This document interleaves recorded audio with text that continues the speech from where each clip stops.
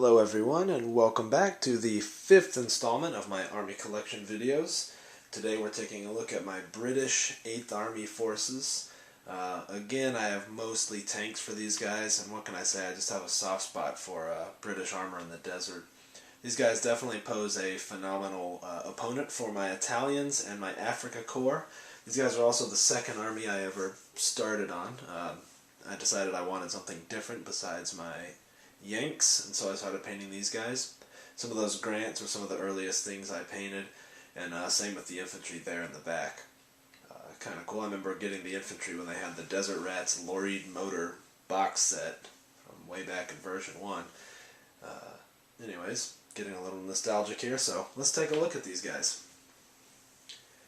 Alright, starting right here, we have basically a whole squadron of cruisers. These are A9s. These are actually by gaming models. Most of the collection here is Battlefront. In fact, I think everything besides these guys are gaming front. Maybe a handful of stuff. But anyways, these are by gaming models. I wanted a whole bunch of them, and I didn't want to drop a whole lot of money on them because I didn't expect to actually play them much. I actually bought these guys post bar nerf. If you're unfamiliar with that, the British Armoured Regiment was found to be a little bit too strong, so it's kind of been reduced, and especially with version 3, it's much more of a fun army to run as opposed to anything competitive, but it looks cool. It was fun painting the Contour scheme, even though it was a royal pain. Alright, right here we've got some Stuarts. Nothing too fancy there, just a full squadron of Stuarts. And over here we've got a full squadron of Crusaders. And this squadron is kind of the later version. This is what you'd see in 1943 around El Alamein. The core combat platoons tend to have a 2-pounder armed platoon leader and then 2 6-pounder armed additional tanks in the troop. And then I've got the Grants. I'm a huge fan of the Grant. I just love the way it looks. Let me fix that turret. I love the way it looks. I really like the camo you can put on them, so it's one of my favorites. I love playing these guys as often as I can. Behind them, and working our way right again, I've got a Sherman squadron all along the back there. Okay, now we get into the infantry tanks. There you can see my Valentines, and behind them some Humber armored cars. I got that wrong, didn't I? Those are Matildas. My mistake.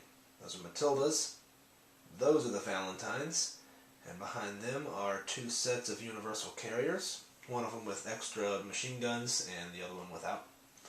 Then I have 3 Churchills, and these are interesting. They were a force called King Force. I think 6 of these Churchills were deployed at El Alamein. Very rare unit, didn't see a whole lot of combat, but I did actually have the numbers appropriately numbered on the turret. And I believe the camo is more or less the way they really were. I think I worked off a photograph I found of them for these guys. Here I've got my LRDG with way too many Chev trucks. There you see the dismounted guys. And there's one more gaming model set I have. Those are 3 of the, those aren't the Rolls Royce. Maybe they are. No, those are the Morris armored cars. Sorry about that. Alright, finally we get to my meager infantry support.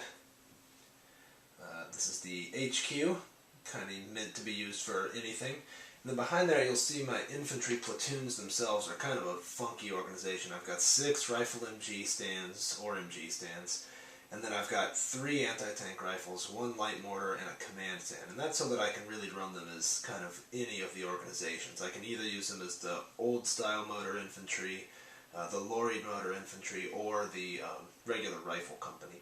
So it just gives me some flexibility in what I run.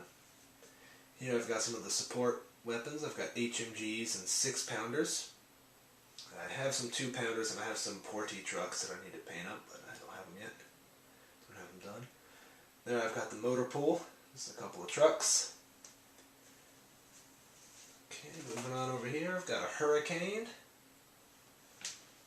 And lastly, I've got the ubiquitous 25-pounder battery with all the trimmings. This sees a lot of table time. A lot of fun to run. I'm a big fan of it, especially in mid-war. Early war it's a little expensive, late war it's a little underpowered. Well, I mean this isn't a late war force anyways, but mid-war that thing can really shine. Alright, well, thank you guys for joining me again. Take a look at some of the other battle reports, or not battle reports, sorry, some of the other Army Collection videos.